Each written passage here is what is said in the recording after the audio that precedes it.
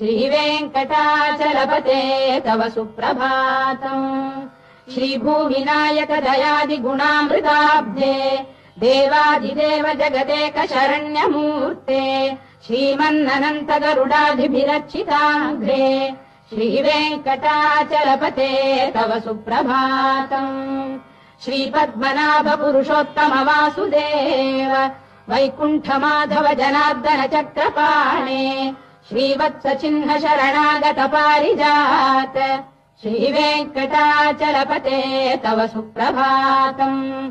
कन्दर्पदर्पहर सुन्दर दिव्यमूर्ते कान्ताकुजाम्बुरुह कुड्मललोल दृष्टे कल्याण निर्मल गुणाकर दिव्य कीर्ते श्रीवेङ्कटाचलपते तव सुप्रभातम्।